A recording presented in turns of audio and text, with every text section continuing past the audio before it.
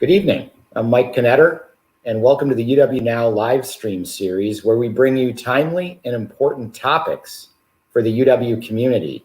And we've got a big one today.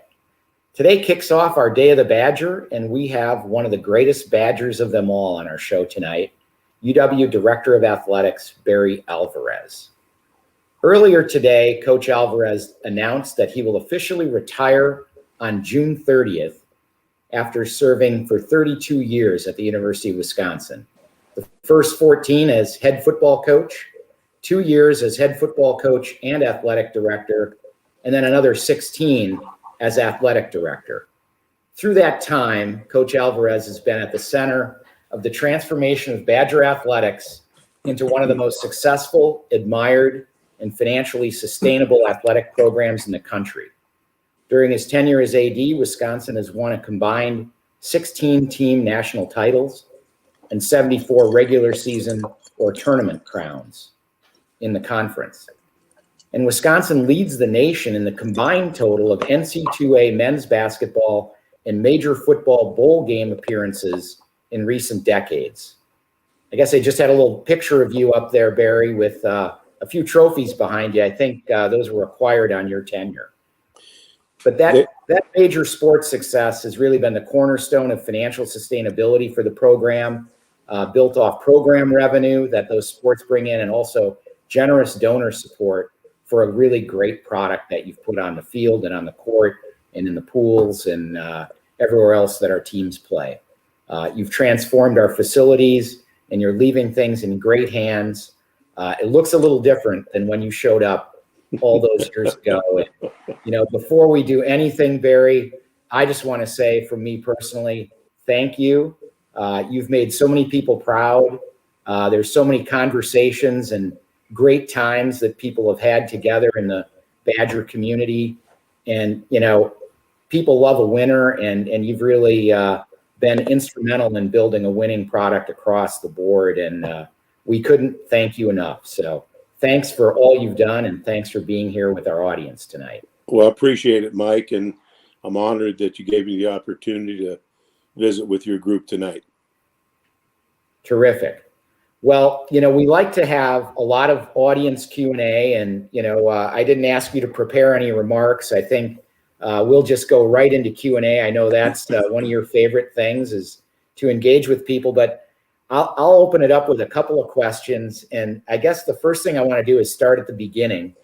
Last time I checked, Dabo Sweeney or Saban's assistants, top assistants, they're not leaving to go to programs that are at the bottom of their conference. They're usually going to established programs.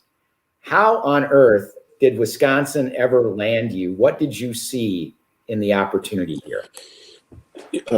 Mike, I coached before I went to Notre Dame, and I coached at Iowa for 8 years. I recruited Wisconsin. I recruited the entire Midwest, but at Notre Dame, I recruited the whole Midwest. I had the top 2 players from the state of Wisconsin committed the year I took the job. And having competed against Wisconsin, played at Camp Randall against Dave McClain's good team. He had some good teams, very good players. I love the fans. I love the atmosphere. I knew that football was important in the state. You had the Packers. I never wanted to compete with the Packers, but I knew people in the state of Wisconsin loved their football. I knew there were good players in the state.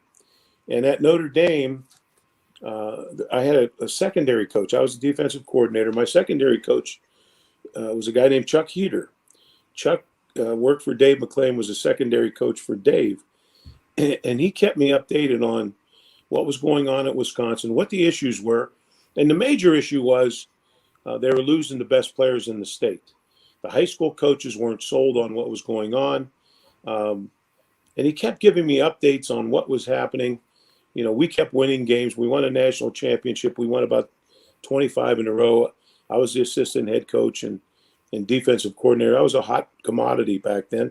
Every job that opened up, I had the opportunity. But I really felt, and I said all along, I thought Wisconsin was a sleeping giant, and I meant it.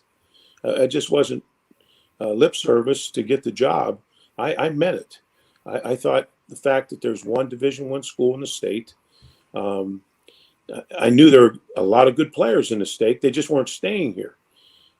I knew some of the coaches in the state, and I knew that if I went after them and showed them that I could help them, I could make their programs better and open up lines of communication, that I can win them over. I knew the Big Ten. I knew that I could put a staff together. I had a couple of my cronies at Iowa that were very good recruiters. I mean, top-notch recruiters. I know knew they would come with me. There were some coaches, young coaches, when I was coaching at Iowa that I recruited against. They were at Illinois. Bill Callahan, Cosgrove, and Childress. I knew they worked hard in recruiting. I had to recruit against the three of them by myself, and I knew they were hard workers, and I knew I could hire those guys. So I knew I could put a good staff together. I knew the league. I knew what we had to do, and so I felt very confident that I could get this place going in a hurry. I guess you did. That first press conference was really something. You know, they still play that line at Camp Randall. You better get your season tickets now, because before long there won't be any. And you know, at the time, I guess people must have thought, "Who is this guy?" But you obviously knew something. Did Cindy write that, or did that just pop into your head? No, Mike, I got to tell you, we played in the Orange Bowl the night before that press conference. The game wasn't over till very late. Of course, we had to go celebrate in the Notre Dame way. You know, we just beat the number one team in the country soundly. I had accepted the job the night before. I leaked it to the media so that we could get free publicity during the game to help me recruit. I actually had about an hour's sleep, and Pat was there waiting with the Oscar Mayer jet to bring me back. We visited. I read contract on the way back. So I had nothing prepared. I went to the Richter home. He said, "Do you want a pencil and paper to prepare anything?" I said, "No, whatever they ask me, I'll answer." And I went into the press conference cold. And I have to admit, at one point, after a while, my adrenaline just ran out, and I blanked. It never happened to me before. I just absolutely blanked out. I said, "I'm sorry. I'm fried. I am fried." But I remember I think it was Bill Brophy asked that question. You know, there were maybe 15,000 people this last game. What do you tell the fans to bring them back? And that's the first thing that came into my mind. I was at Nebraska right after Bob Devaney turned the program around. You couldn't get any tickets. I went to Iowa with Hayden Fry and his first staff, 17 straight losing seasons, and we win. You can't buy a ticket. You know, I was at Notre Dame. We had, you know, year before I went there, they had a losing season, lose first year. 2 years later, we're national champs. You know, 25 straight wins.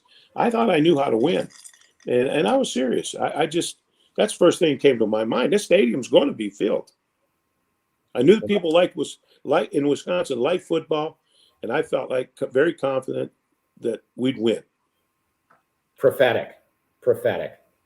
Well, how did you get fans showing up, and did it have anything to do with an undergraduate student you met named Kenny Dichter? How did you meet Kenny Dichter? Like, what was that story? Well, as I said, Kenny Dichter bum rushed my office. It's early in my tenure. I'm there probably a week, and my secretary comes in. I'm sitting at my desk. Kenny loves to tell this story, loves me to tell this story, but it's true. My secretary comes in and said, I have a student that wants to talk to you. I said, "Listen, I'm busy. I don't have time to talk to students." And I see this big head leans around the corner, and I'm on the phone. I point at the phone. He goes, "Okay." He walks in, sits across the desk from me. And so I kind of liked his aggressiveness. He introduced him. "I'm Kenny Dichter. I'm a redshirt junior." He said, "Coach, I have confidence you're going to do a good job here." I said, "Yeah, that's all I need is a student, a wise guy student that's going to give me confidence. Think you're going to give me confidence." So he said, "You want to fill that stadium, don't you?" I said, "Yes, I do." He said, "You got to start with the students." I said, "Right." He said, "I can do that." "Well, how do we do it?" So he gives me his plan. It's a debit card. We sell them to students for $25. We give them a season ticket for the games. We get a T-shirt for them. They join a club called the Bleacher Creatures. We put a sign up in the end zone. I said, that's a great idea. I pick up the phone. I call Donna Shalala. I said, Donna, I've got a student here who has a good idea. Get the students involved. And Donna would do anything for the students. She loved the students, anything that worked. I said, I'm going to send him over. She said, send him over. I send him over. He tells Donna, but as he's walking out, he says, I need you to find someone to purchase the T-shirts for me. She picks up the phone, calls Tom Powell at Rayovac. Tom says, sure, I'll get to take care of the T-shirts. And Kenny says, of course, you have to buy them from me. He had a T-shirt store on State Street. He's selling T-shirts on State Street. And I get 50 cents a kid for every member I get. He put 17,500 students in. And that was the start. That filled the end zone with students. That's more fans than they had at the last game before you took over. Yes. And they were cranked. And the students would begin. In my first year, we're losing the game. I'm coming off and they're chanting, Barry, Barry, Barry. One of my coaches says, this is sick. There's something wrong here. That was Kenny. He used the same, years later, he started Marquee Jet. He said, Coach, it was the same plan, a debit card to buy hours on a jet. Kenny, by the way, is founder and CEO of Wheels Up now. Terrific Badger fan, too. Makes it to a lot of games. And I know you guys have enjoyed a long relationship dating back to that first interesting moment when he walked into your office. Yep. Well, question from the audience.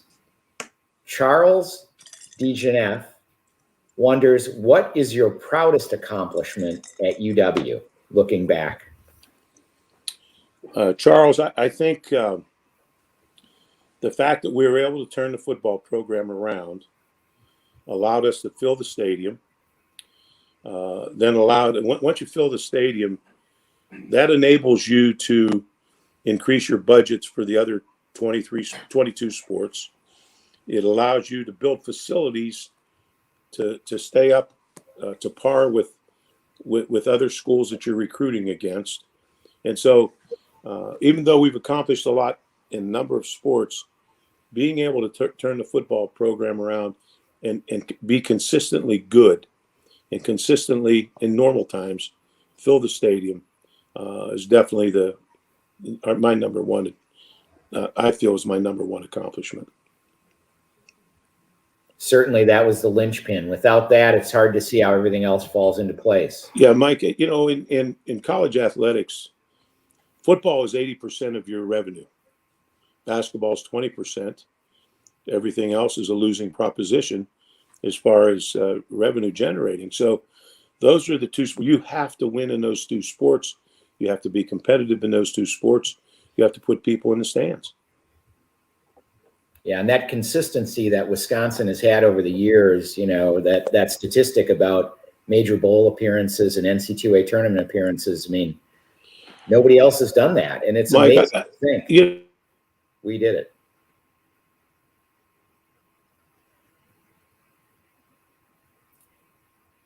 Barry has frozen up. I think he'll come back in. I wonder if we have any other Badger fans with us tonight. I think Matt LePay. What are you doing here, Matt? I'm just hanging out. I got done with one event and then thought, I haven't heard enough of Barry today. We did the great post earlier today, and how could you pass up an opportunity to hear from someone like him? Well, you and Barry have had quite a time together. What is your favorite? Well, actually, can I ask you a question? I have asked a few people the following question today. What 4 or 5 words would you use to describe Barry's character and leadership style? Bulldog, decisive, confident, guess that's three, a winner. A winner. I'd put it, besides the list of words, Mike, when Barry came here, I'm sure he probably heard, because the rest of us would probably hear that stuff, 1,001 reasons why you could not win at the University of Wisconsin. Barry had no time to hear that. He focused on the reasons that you could. And it was a breath of fresh air that the program desperately needed. And he had the personality that the university desperately needed. It was talk a lot about the perfect fit here at the University of Wisconsin. He was the right man at the right school at the right time, and he maximized the opportunity. Yeah, that's a lot of the people I asked use those same words. Nobody said amicable or cuddly, but a lot of people said the first word was winner, decisive, confident, and to turn a program around, boy, you need someone who's got credibility, which he brought, knowledge of the region, which he talked about earlier, and that confidence, and that changes the attitude in a place. George Hamill, how would you describe Barry Alvarez? Welcome. Thank you. Matt LePay, how are you? Good, George. How you doing? Great to see you. I'm fine. This is a last minute appearance on my part. Both. My business partner often uses the term benevolent dictator. Maybe that's a term to describe him. But if you've got a minute, I've got a story. There are plenty of Barry Alvarez stories. You probably haven't heard this one. And it relates to, we put up an auction lot at the Badger Desert Classic that Ted Kellner bought, and it was meant showing up at the winery for dinner. And so he brought Barry, Cindy, and another couple with him and showed up at the winery. I was out of town, and my son, George III, G3, hosted them. And this was right around the time, I think, when negotiations were going on for the Under Armour, the switch from Adidas to Under Armour. And so that night, according to G3, he's in the dining room with them. Barry gets the call that the contract is all signed up. So he pulls George over and he tells G3 the story. So G3 feels like he's an insider. It hasn't been announced and he knows. So he tells me the story. And then later on, about a week later, after they return to Madison, I get a package from Barry. And it's a thank you letter for treating him so well at the winery and everything else. And it's full of shirts, Adidas shirts. I think he was cleaning out his closet. He sent me all the Adidas shirts after having signed the Under Armour agreement. True story. So then, but he bonded with G3. So the next time G3 and I are in town for a football game, they happen to, Tauscher's doing his radio show from the lobby at the Edgewater. And I walk down ahead of G3 and Barry's his guest. Barry looks up and he kind of gives me a nod. G3 comes down. They'd broken for commercial. Barry jumps off the stage, goes and puts his arm around G3 and goes, G3. And he goes, if you need anything in Madison, anything at all, you let me know. I said, that's like the Godfather giving you protection, G3. You are a made man. So those are the stories that you don't hear often about Barry, but those are two true stories.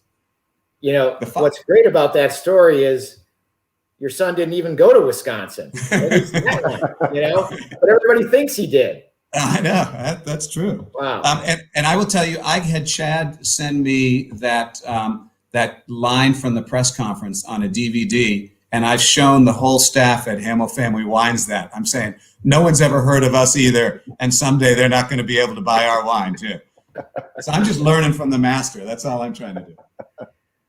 He is a master. That is actually what one of our friends described him as. He said, I'll always think of Barry as a thinking man with his arms crossed, watching over you like a revered grandmaster of football. So, yeah, great coach. That's cool. Yeah. I don't know, Mike. I sent along a picture. I don't know if you can, if your whiz-bang technology team on this talk show can pull up, but if they can, it'll be a good picture to see. One that you don't often see of Barry Alvarez. Right. So Barry was back here briefly. I don't know if we can bring him on or if he's lost again. But Matt, what, in your opinion, is kind of Barry's great achievement as athletic director, moving beyond the football coaching days? Well, I think, and a lot of coaches have talked about this over the years, Mike. I think they've all been grateful that they've had an athletic director here who's been in their shoes. I mean, who better to relate to coaches than an athletic director who's a Hall of Fame coach? And it doesn't matter what sport. I think they all know they can come to him and they can converse, and Barry's probably going to know exactly what they're talking about. Doesn't matter if it's softball, if it's hockey, whatever. He's been there. He's experienced that, and I think that's been a priceless resource. And the ability across the board here to win at a high level and sustain it. You know, Barry's talked about that, how hard that is, not just to get there, but to stay there. Yeah. It's very impressive. The coaching transitions in football and how we've continued to have, really top tier teams through several transitions now. I mean, that's really remarkable. And, really a touchy situation at the end of Coach Ryan's tenure, and Coach Gard has done a great job. So, kudos. Those are great moves. That was the other thing somebody said, great evaluator of talent. Yep. So Barry, another audience question for you. How did you work with Pat Richter and Donna Shalala in changing athletics at Wisconsin? Was there more to it than just the winning of football games? I mean, did things change with how the flexibility you had with the business, or how did that work? Don, I said this today. Donna wanted to win as bad as I did, and she was more involved than any chancellor or president has ever been. She was there every recruiting weekend, and any issues she cared most about the students. And if there was anything going on that we didn't think was fair, she'd step in. But she was a tremendous support and helped us in any way possible. But the fact that she was there every weekend to meet parents, meet our athletes, to show that there was a commitment from our administration was very important at that time.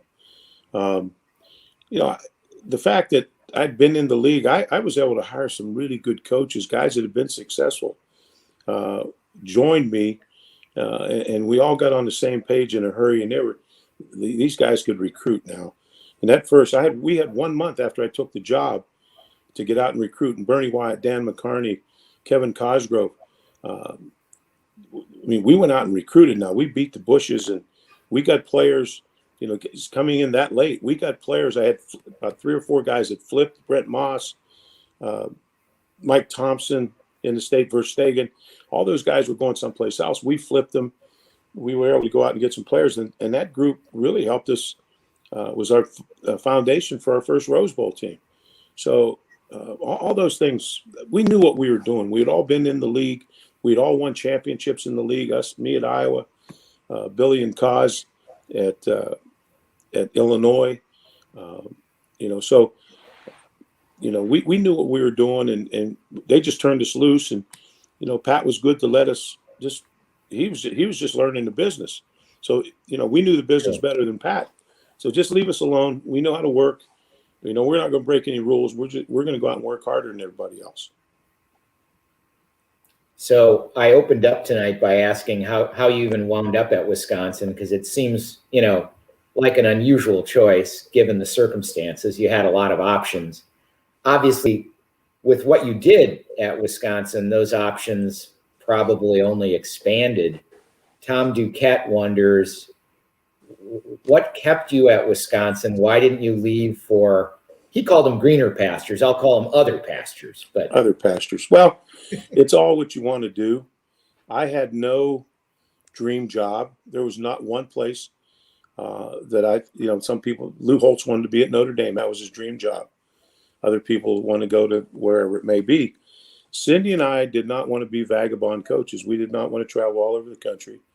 We wanted to, I tried to emulate what my college coach, Bob Devaney, did at Nebraska. And I said that all along. And Cindy said, I want to find some place, build it, sustain it, someplace that we could call home, put our roots down, raise our family there. And that's our home. And, so just about any good job and several pro jobs that opened up, we had opportunities to leave, and we'd always go back to that. And it was always flattering.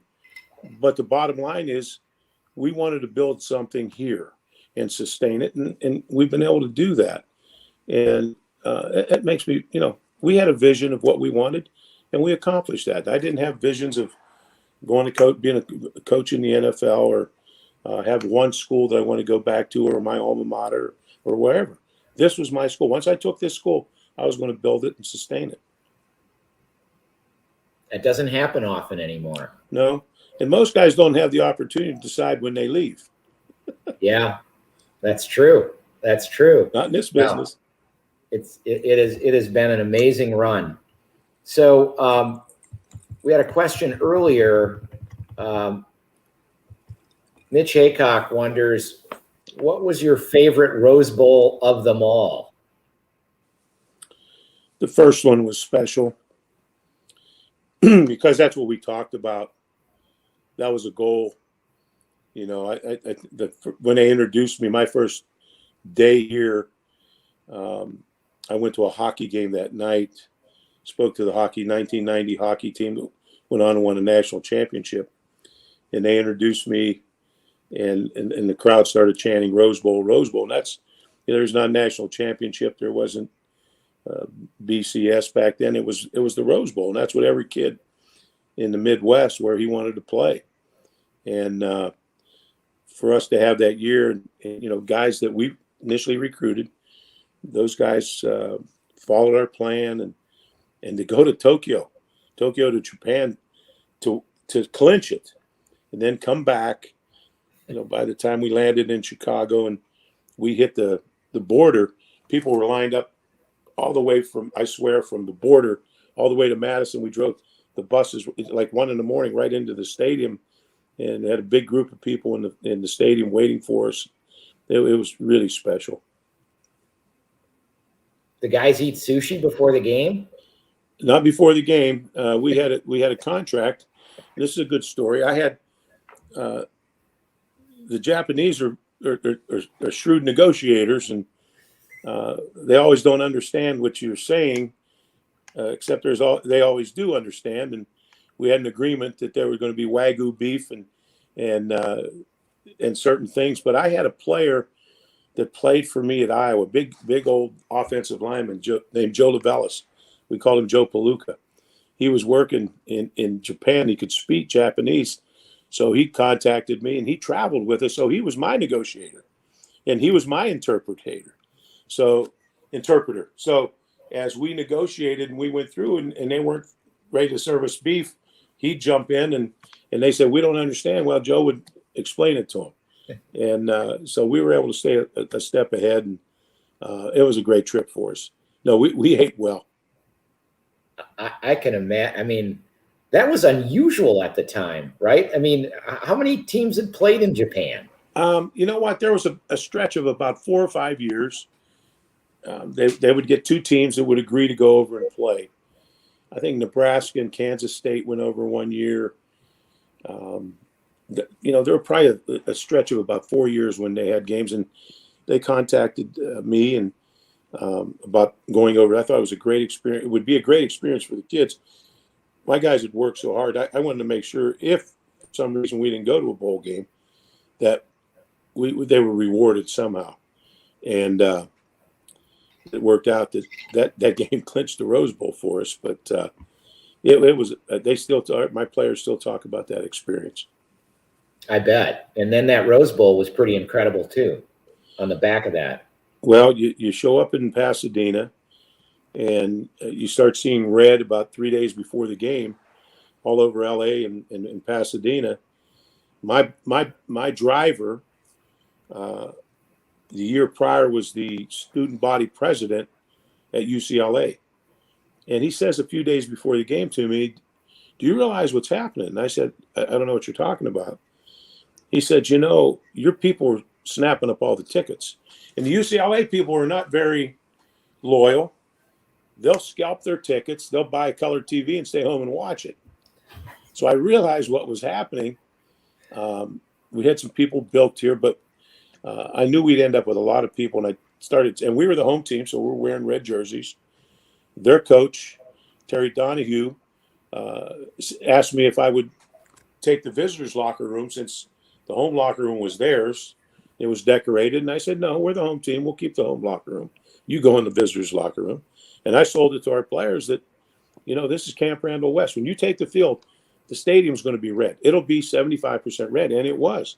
The card section, their card section of their students was at least 50% red with our people. That's a great memory. I was watching it on TV myself. I lived on the East Coast then and was a huge Badger fan, and that was something. I got a question from Paul Leff, which I'm going to add to a little bit. Shifting to the future, there's a lot going on in collegiate athletics today. But kind of a first question is, what do you see as the near-term priorities for the department that you hope your successor would be able to accomplish quickly? I think completing our facility projects, the South End Zone and the Kohl Center, I think those will be phenomenal additions. The South End Zone for our fans. I think our fans will really enjoy the premium seating. I've had the luxury to sit in some loge boxes. One year at the Orange Bowl, I sat in an end zone loge box. It was spectacular. I think our fans will really enjoy that. The Kohl Center additions will be a welcome addition for meeting space and upgrading the Kohl Center. When we built it, we didn't make room, or we have ad-libbed and taken advantage of every nook and cranny to makeshift a training table, a learning center, and so on. So an addition there would help our office space, but also give our players a better situation as far as meals and study. So those are our top two priorities in facilities. I think, and if we don't stay up with facilities, you don't stay up with the Joneses. It's hard to recruit. So I think they're important. One for benefit of our fans, and the other one for the benefit of our student athletes. And then talk a little bit about what you think are the biggest challenges facing not only our department, but just college athletics generally today. The business has really changed in the time that you've been at Wisconsin. And what do you see as the tough issues going forward? I'm really concerned with the future. I'm concerned with name, image, likeness. If you're not aware of that, that's as far as paying student athletes for their value. I think anything we can do for the student athletes, first of all, is good. If we have a student athlete that can use social media and can sell that, and is created a network that's valuable, I think they should take advantage of it. If it's someone that has some type of a skill that they can sell, that's wonderful. I just don't want it to turn into recruiting. I don't want to have to entice recruits by promising them X amount of dollars to use their picture. You have a sponsor guaranteed already before you showed up. I'm concerned about that. I'm concerned about some of the lawsuits that are out there where student athletes are wanting more. What they're wanting is pay for play. We don't want to turn college athletics into pro sports. It's still about getting an education. That education is valuable.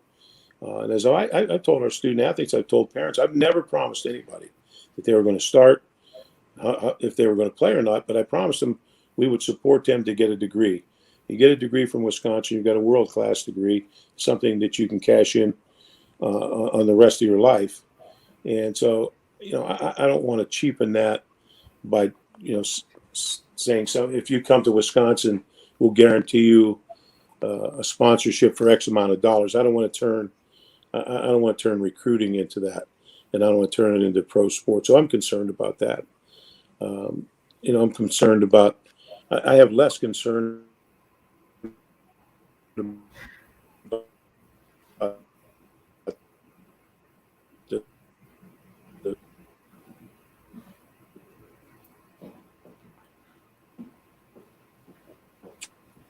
Well, we were just getting to the meat of the subject.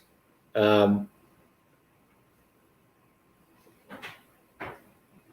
LePay. Yeah, I think we'll let him complete the thought once we get it back. I think one of the really interesting things about Barry, though, Mike, I know you know this. I'm sure a lot of people watching know this, but he does adapt well to the changing landscape of college athletics. He'll bring up legitimate questions and has legitimate concerns. But he mentioned at the news conference today that if he wasn't ready to retire, if he was going to continue moving forward, not knowing what the picture was going to look like with NIL and the other things going on, he would adapt, and he would make use of it in a way that most benefits the student athletes here. And I think that's the one thing that we've seen among many over the years, is that how college sports works has changed, but he has not only adapted, he's thrived in it. And it's obviously going to be the next challenge, a big challenge for the next athletic director. How is this all going to work? But I would think Barry will remain a very valuable resource for whoever the next AD is, to be able to bounce some thoughts off it. Yeah.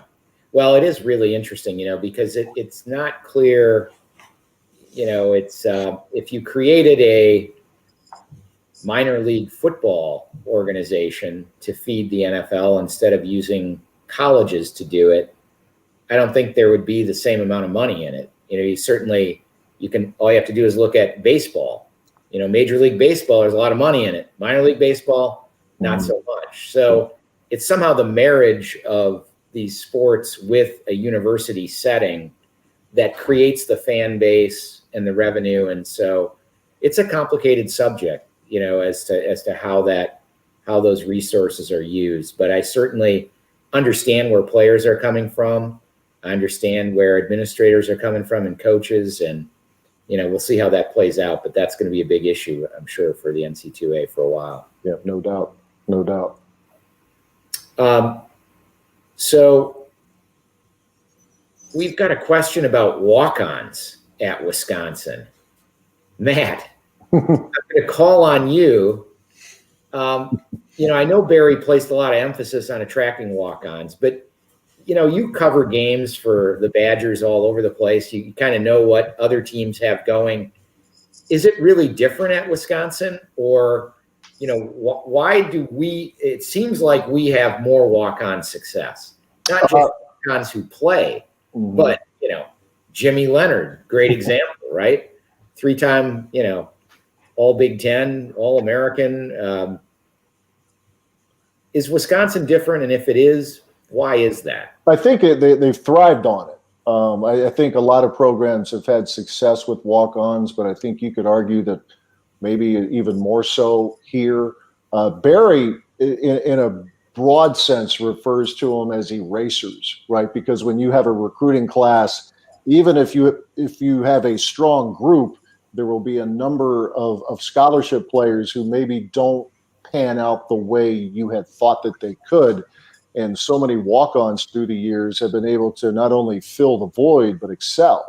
I mean, you mentioned Jim Leonard, but it's a long list of players who have been at the very least significant contributors, and in many cases all Big Ten, all American. You mentioned Jimmy; he played a decade in the NFL and was extraordinarily respected every stop along the way. So Barry, I think we got Barry back now, but the walk-on program has been it's been priceless. What so many guys have brought who walked onto the program and what they brought to the table as Badger football players. Yeah, Barry, how different are we in terms of the prevalence of walk-ons and their importance to the program? And if if it is different, why is it? Is it that, nobody else is recruiting in Tony, Wisconsin at Flambeau High School, or, we got some. I think it's Mike. I think it's an emphasis. I felt it was, as Matt said, I called them my erasers. You've got an X amount of scholarships, but you have guys that might be a little short. You can see they're late bloomers. You can look at their wrists. You can see their body frame. They're going to fill out. The big blonde hair, blue eyed kid is going to get much bigger as he goes through our weight program, and the big Scandinavian kids, the German kids, you look at their nationalities, you look at their parents, they're going to get bigger, but you're not ready to give them a scholarship yet. So as Matt said, over the years, I said we hit 50% on the kids we signed, ended up being contributors in the football program. So if we sign 20 a year, average of 20, we get 10. If I sign another 15 walk-ons and I get 5 to 7 every year that ended up working into the 2 deep, we would scholarship them. So now I'm hitting, a much higher percentage, 17 to 20.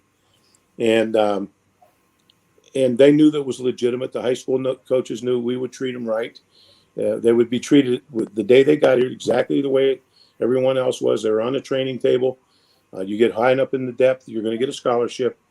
And then we featured them. If you go down the locker room, you'll see a board that lists everyone since 1990, walk-ons that have been put on scholarship, including J.J. Watt and Jimmy Leonard, et cetera. You'll see those who were captains and those who were listed that made NFL teams. So, it's incentive for kids to do that. The high school coaches knew we were going to treat them right. So it gave us just a little more opportunity to be successful. And they were hungry. They came in. They all had the right attitude. They wanted to prove that they should have got a scholarship. And so most places, now Nebraska did that early on. I stole the idea from Nebraska. Then some of their coaches that came in there afterwards didn't follow that. We're losing Barry, but I know what he was going to say. Speaking of late bloomers, Tauscher played in the NFL. He was a late bloomer. We're still waiting. I think, Mike, we got to start a Kickstarter campaign to upgrade Barry's internet at his house, his Wi-Fi. That's not a bad idea. Can we get a new category for Day of the Badger? We're here right in the middle of the Day of the Badger fundraising. New Wi-Fi for Coach Alvarez, because he's gonna need a connection to the new athletic director. Great retirement gift. Did they have a good walk-on or JV program in basketball, George Hamill? Don't answer that. No. Yeah, and I stole every piece of athletic equipment that said Wisconsin basketball on it that I could while I was there, because I knew no one would believe me after the fact. So I have a question, Matt. I'm going to throw it to you first. And George, you're a basketball junkie, so you'll have an opinion about this. But women's hockey and volleyball have been tremendous at Wisconsin.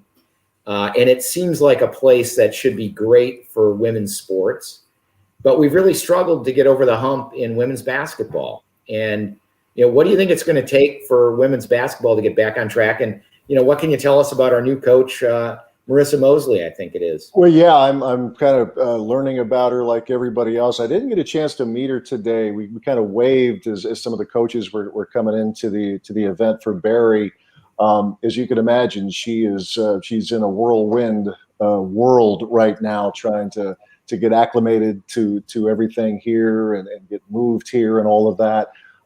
I would think, Mike, and I'm not going to try to come off as an expert on the women's basketball program, but it would seem to me if you could develop a formula much like Barry did with football, where you get that wall around the state.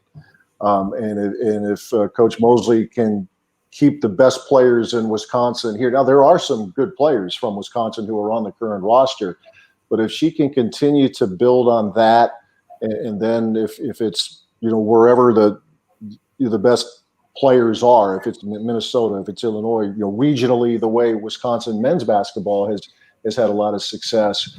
But it seems to me, if you can start from the inside out, if you can get those best players to believe in what you're doing as a coach, and then it could build. Her resume is very impressive.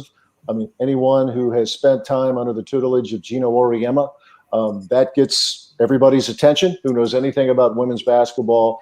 She seems to have a very outgoing personality. She's going to do all those other things to get the community involved. And she seems to me someone who is going to, earn the respect of her players right away. They're going to both respect her and really enjoy playing for her. I'm really eager to see what her and her staff and her players are going to do in the coming years. I think there's reason for optimism here.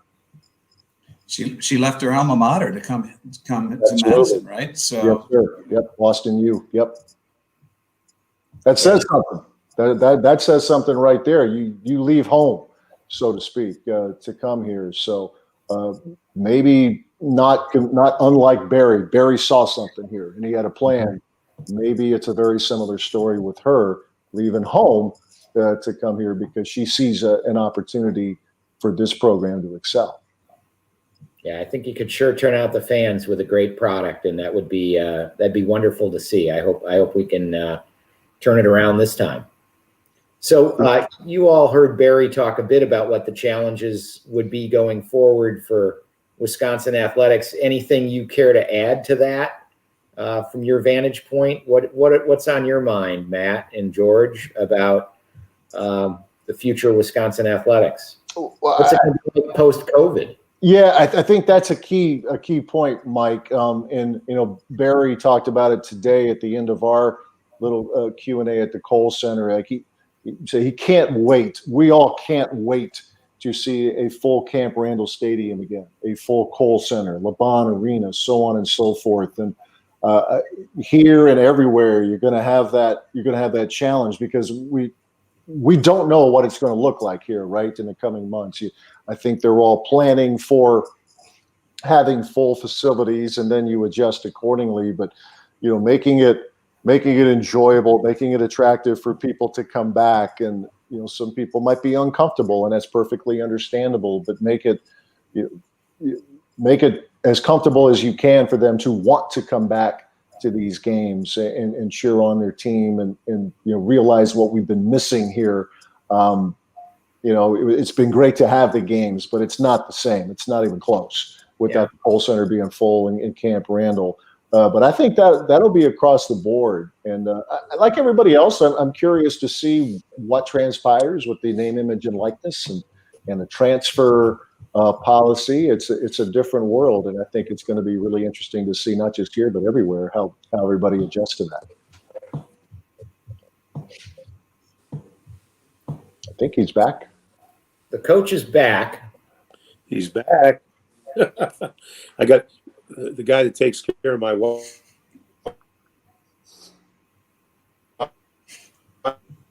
Wi-Fi. Just he must be online. He said he's talking to me about broadband. I don't know what the hell he's talking about. Coach, you don't need to know. You don't need to know. We got you covered. We've got a Kickstarter campaign going, and we're gonna get new Wi-Fi broadband in as a gift for your retirement. Barry, I don't think we have a very good connection. No wonder it took so long for the Big Ten to get back to football. I give up. Well, Barry, I'm sorry we're having these problems, and I don't want you to have to keep going on and off. I know it's a special day for you, and you got friends and family assembled, and I really appreciate you taking the time to be with our guests. Again, I just want to say thank you for what you've done for the state of Wisconsin, for everybody who cares about the Badgers. It's really a remarkable turnaround. There's no Power 5 team that's undergone this transformation in the last 30 years, and you were really at the foundation of it. Obviously, you didn't do it alone, but boy, kudos, hats off, and I look forward to seeing you in the post-COVID world at games, and I'll let Matt and George offer their toast as well. Matt, go ahead. Barry, as we talked about earlier today, this celebration is today, but it's going to go on for a while now. You know that is better than any of us. We want to celebrate what you have done, and you're not done yet, but we want to celebrate the last 30 plus years. And I'm happy for you that you get to do this. As you talked about, I'm always happy for any coach or athletic director who can step away on his or her own terms. And very happy for you and Cindy and your family. And I know you're looking forward to seeing Jake. I think he's ready to have a big year tied in for the Badgers this year. So we'll still have lots to talk about here in the coming months. Yeah, I'll say you made us proud at that opening press conference when you expressed that you were going to fill the place and we better get tickets. And you made us proud through the whole pandemic in terms of standing up and doing the right stuff on behalf of the players and everything else. So wish you a wonderful retirement. You're welcome at Hamill Family Wines with an Adidas or an Under Armour shirt. And thanks a lot for your contributions to Wisconsin athletics. Yeah, Barry, I look forward to watching games with you, in your post-AD period. You are the funnest guy to watch basketball or football with. I love your insights on any sport, and look forward to seeing you in person again soon. And thanks for all you've done. And Matt and George, thanks for coming in tonight on short notice. It was great to have you with us. Take care, all. Take care. All right. Great to see you. Thank you. Well, that was an interesting evening with Coach Alvarez. He's had a long day, probably not as long as that first day when he was introduced. Hopefully he slept a little bit better last night. But as we celebrate the Day of the Badger, we can honor the Alvarez legacy by strengthening the standard of excellence across all of our schools and colleges, programs, teams, students at UW Madison. I hope if you're paying attention and you're able to, you'll participate in that great fundraising effort for our entire campus. Thanks for joining us tonight, and stay tuned for a short video, Barry Alvarez, 3 Decades of Excellence. We'll be back again next Tuesday, April 13th on Wisconsin.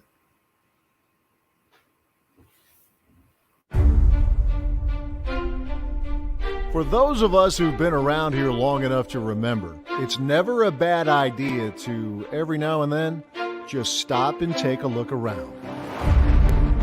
It sure is a beautiful home, and a lot different from what it looked like back in 1990. It's Big Ten football. The Michigan State Spartans against the Wisconsin Badgers. By the end of the 1980s, Wisconsin football was, shall we say, in a bad way.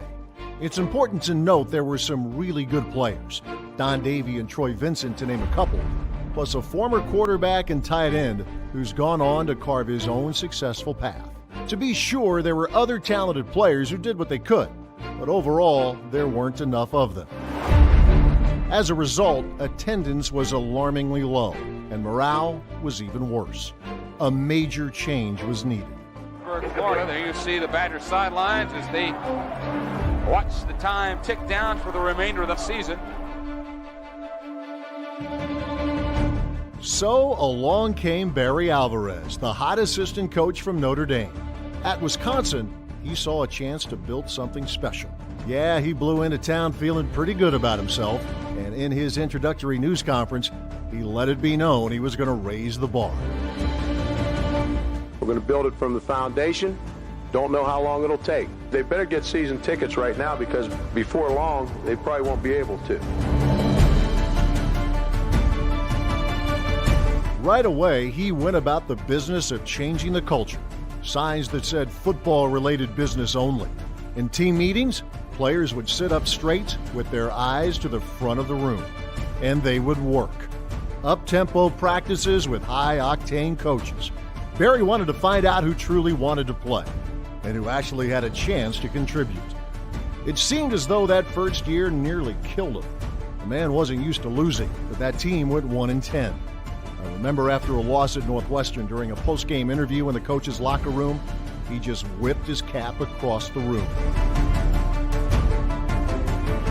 The following year, the Badgers won a Big Ten road game for the first time in 5 seasons.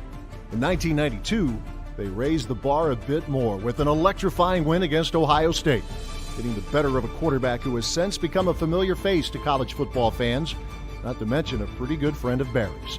The next year, that line about getting your season tickets, he wasn't wrong. When he arrived, fans would plead, "Barry, we love the band, but we'd like to see a good football team too." They did, in Pasadena, on a magical New Year's Day in 1994, when the unthinkable happened. The way people thought and talked about the Badgers changed that day, a newfound respect that has blossomed into an admiration for Wisconsin's sustained excellence. Barry just loved the big games, especially the big home games, when we jumped around, when we saw them win another title, and when we watched a Heisman Trophy winner who outran them all. There was Shaber to Evans, the quarterback draw, and all those goalposts that got chopped down. Oh yeah, those back-to-back Rose Bowl championship teams in '99 and 2000, the Badgers remain the only Big Ten school to pull it off, ever. I've decided to announce today that I'll step down as the head football coach at the University of Wisconsin at the conclusion of the 2005 season. Then, when it came time to hang up the whistle, he proved he could run not just a winning football program, but a remarkably successful athletic department. He's been a priceless resource for coaches. Who better to understand the day-to-day challenges than someone who's been there, done that, and someone who could even step in if that's what the situation called for. And Badger teams keep on winning. Conference titles, national crowns. No longer the little engine that could. The Wisconsin Badgers are a national power, synonymous with excellence, both on and off the field. He often says it's hard to win, but his teams have won a ton. And among the traits that separates Barry from so many is his ability to enjoy every victory, especially the ones no one thought were possible. In the past 30-plus years, the literal landscape has changed. Success made it possible to build facilities to keep the Badgers competitive across the board. The Kohl Center, University Ridge, Goodman Diamond, LeBon Arena, the Porter Boathouse, and the centerpiece of it all, Camp Randall Stadium, continues to get better with age. An historic building brought into a new era.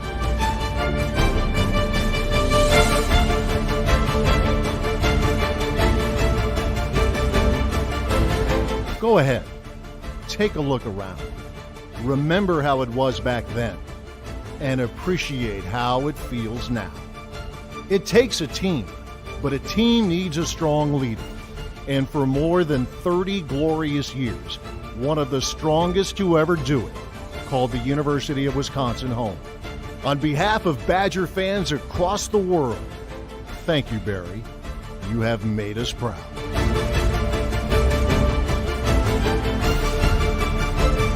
It's been a great ride. I hope you've enjoyed it as much as I have. Thank you very much.